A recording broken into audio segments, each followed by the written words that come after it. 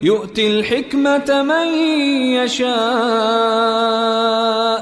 السلام عليكم ورحمة الله وبركاته نحمده ونصلي على رسوله الكريم أما بعد আজকের এই দর্সে আমরা আলোচনা করব আল বাবুল আউয়ালের আল ফাসলুল আউয়ালের আল মাবহাসুস সানি।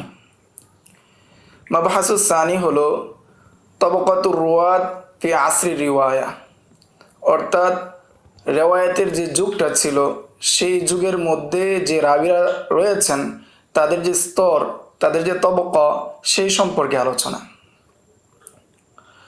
তবকাতুর রুয়াত অর্থাৎ রেওয়ায়াতের যুগের যে তবকা, সেই তবকা সম্পর্কে উলামায়ে কেরামগণ ঐক্যমত হয়েছেন, উলামায়ে হাদিসগণ ঐক্যমত হয়েছেন যে প্রথম 3 শতাব্দী অর্থাৎ হিজরির প্রথম 3 শতাব্দী হলো আসরুর রেওয়ায়া।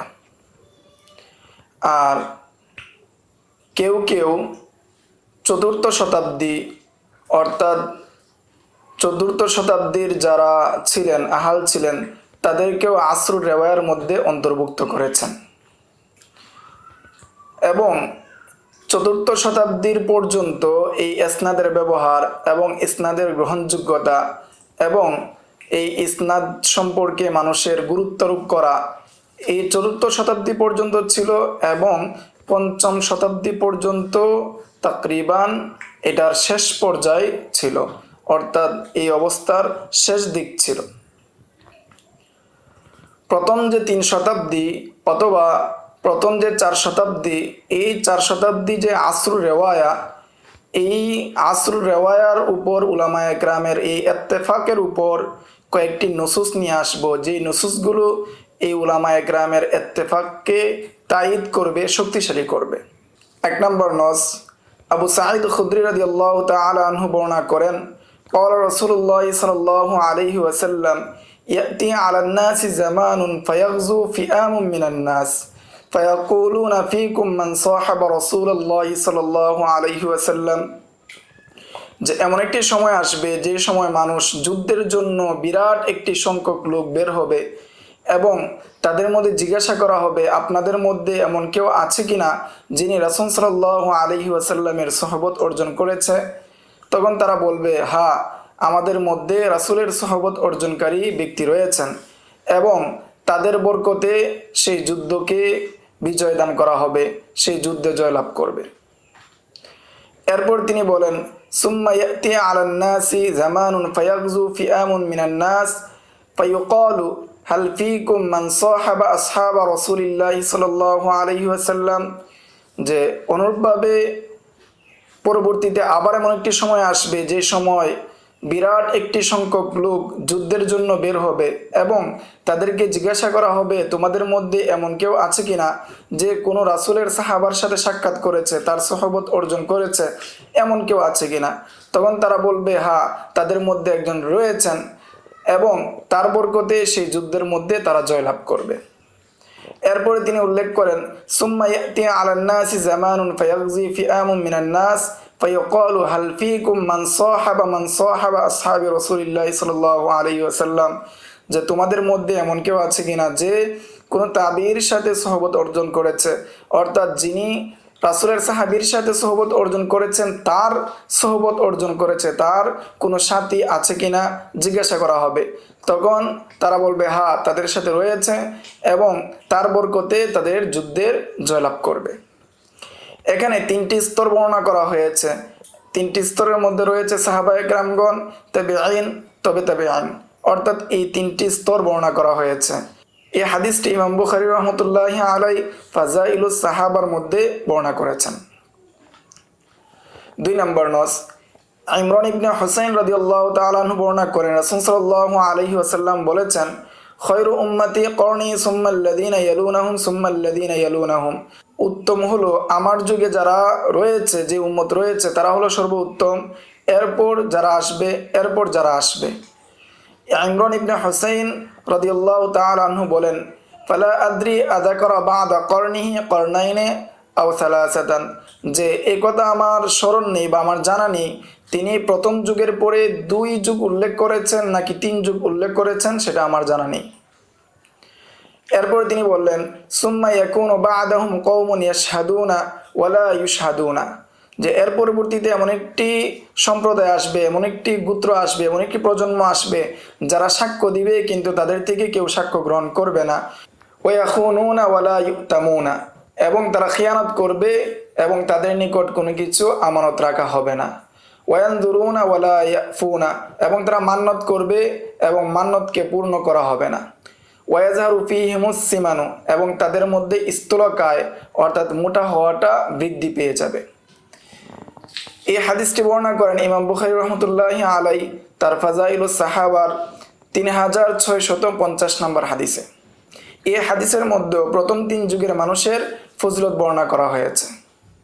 3 নম্বর নস হলো বুরাইদাতা আল ইসলামী রাদিয়াল্লাহু তাআলা আনহু, তিনি বর্ণনা করেন قال رسول الله صلى الله عليه وسلم خير هذه الأمة القرن الذي بعثت أنا فيهم ثم الذين يلونهم ثم الذين يلونهم ثم الذين يلونهم।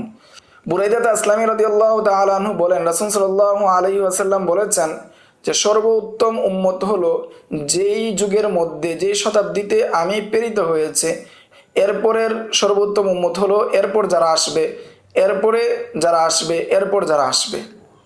এরপর তিনি হাদিসের বাকি অংশ উল্লেখ করেন সুম্মা ইয়াকুনু কওমুন তাসবিকু শাহাদাতুহুম আইমানাহুম ওয়া আইমানুহুম শাহাদাতাহুম, এরপরে এমন এক কওম আসবে যাদের সাক্ষ্য কসমের অগ্রগামী হবে এবং তাদের কসম সাক্ষীর অগ্রগামী হবে।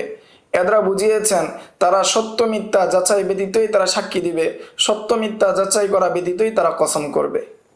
এই হাদিস বর্ণনা করেছেন ইমাম আহমদ ইবনে হাম্বল রহমতুল্লাহি আলাই তার মুসনাদের মধ্যে।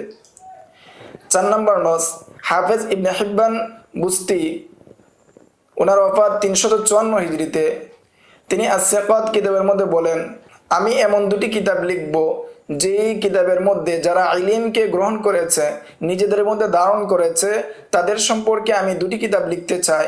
একটি কিতাবের মধ্যে শুধু আমি সাকা মুহাদ্দিস যারা রয়েছেন তাদেরকে উল্লেখ করব, এবং অপর কিতাবের মধ্যে যুআফা এবং মাতরুকিন যে রাবিরা রয়েছে তাদেরকে আমি উল্লেখ করব।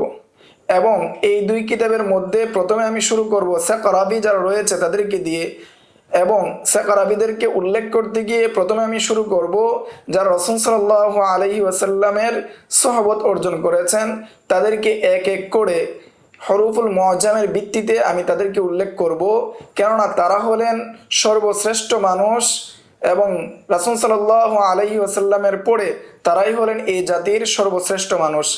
এরপর আমি উল্লেখ করব ওই সমস্ত তাবিঈনদেরকে যারা সাহাবায়ে কেরামের সুহবত লাভ করেছেন, কেননা তারা হলো সর্বশ্রেষ্ঠ মানুষ সাহাবায়ে কেরামের যুগের পরে, অর্থাৎ সাহাবায়ে কেরামের পরে সর্বশ্রেষ্ঠ মানুষ হলেন তাবিঈনগণ। এরপর আমি 3য় শতাব্দীতে যারা রয়েছেন তাদেরকে আমি উল্লেখ করব, কেননা তারা তাবিঈনদেরকে দেখেছেন এবং তাদেরকেও আমি প্রথম যে তবকা অর্থাৎ সাহাবায়ে কেরাম এবং তাবিঈনদেরকে যেভাবে হরুফুল মুআজ্জামের ভিত্তিতে এবং সমস্ত অঞ্চলের ব্যক্তিদেরকে আহলে ইলমদেরকে আমি উল্লেখ করব, ঠিক তেমনিভাবে আমি 3য় শতাব্দীর যারা রয়েছে তাদেরকেও আমি উল্লেখ করব। এরপর আমি 4র্থ শতাব্দীর যারা রয়েছে তাদেরকে উল্লেখ করব, যারা আতবাউত তাবিঈনদেরকে দেখেছে। এভাবে আমার জামানা পর্যন্ত তাদের পূর্ববর্তীর ধারাবাহিকতা হিসাবে আমি তাদেরকে উল্লেখ করব। 5 নম্বর নস হাফেজ আবু আবদুল্লাহ আয-যাহাবী, তিনি বলেন, ওনার ওফাত 748 হিজরিতে, তিনি মিজানুল ইতিদাল কিতাবের 1 নম্বর খণ্ডের 4 নম্বর পৃষ্ঠায় বলেন যে মুতাকাদ্দিমিন এবং মুতাআখিরিনদের হদ হলো, সীমানা হলো 3য় শতাব্দী। কেউ কেউ আবার এই 3 শতাব্দীর সাথে 4র্থ শতাব্দীকেও অন্তর্ভুক্ত করেন। 4র্থ শতাব্দীর পর থেকে হিফজের মধ্যে তানাকুস বেড়ে গিয়েছে, হিফজের মধ্যে মানুষের অলসতা তৈরি হয়ে গিয়েছে এবং রাসূলের আসার মুখস্থ করার বিষয়ে মানুষের মধ্যে গাফলতি তৈরি হয়ে গিয়েছে এবং উলামায়ে কেরামগণ তাকলিদের দিকে ঝুঁকে পড়েছেন। আর ওই সময়ের মধ্যে শিয়া এবং মুআতাজিলা সম্প্রদায় এবং অন্যান্য বিদআতি সম্প্রদায় উদ্ভাবন হয়েছে, যেমন ইরাকের মধ্যে মুআতাজিলা সম্প্রদায় এবং শিয়া সম্প্রদায় উদ্ভাবন হয়েছে, কেননা সেই সময় শাসন করছিল আলে বুয়াই যে গোত্র রয়েছে, শাসক রয়েছে, তাদের শাসনের কারণে সেই সময় বিদআত এবং হাদিসের ক্ষেত্রে বর্ণনা অন্যান্য বিষয়ের মধ্যে বড় ধরনের পরিবর্তন চলে আসে এবং মিশর এবং শাম এবং মরক্কোর মধ্যে বনি উবাইদ আল বাতিনিয়া অর্থাৎ ফাতিমি যে শাসক রয়েছে, ফাতিমি সম্প্রদায় যারা রয়েছে, তাদের শাসনের কারণে সেই সময় সেই জায়গাগুলোর মধ্যে ফিতনা ছড়িয়ে পড়েছে। এই জন্য তৃতীয় অথবা কারো কারো মতে চতুর্থ শতাব্দী পর্যন্ত মুতাকাদ্দিমিন হিসেবে ধরা হয় এবং তৃতীয় অথবা চতুর্থ শতাব্দীর পর থেকে মুতাআখিরিন ধরা হয়। এই সমস্ত নুসুস থেকে বোঝা যায় যে তবকাতুর রুয়াত ফি আসরি রিওয়ায়া অর্থাৎ রেওয়ায়াতের যে যুগ, এই যুগের মধ্যে যে রাবিরা রয়েছেন তাদের স্তরকে কয়েকটি ভাগে সীমাবদ্ধ করা যায়। তার মধ্যে প্রথম তবকা হলো সাহাবায়ে কেরামগণ, তারা হলেন প্রথম তবকা, এবং দ্বিতীয় তবকা হলো আত-তাবিউন, যারা তাবিঈন তারা হলেন দ্বিতীয় তবকা, এবং তৃতীয় তবকা হলো আতবাউত তাবিঈন, এবং চতুর্থ তবকা হলো তাবউল আতবা। এই হলো তবকা সম্পর্কে সংক্ষিপ্ত আলোচনা। পরবর্তী দর্সে আমরা সাহাবায়ে কেরামের পরিচয় সম্পর্কে সংক্ষিপ্ত আলোচনা করব ইনশাআল্লাহ। আসসালামু আলাইকুম রাহমাতুল্লাহ। ومن يؤت الحكمة فقد أوتي خيرا كثيرا وما يذكر إلا أولو الألباب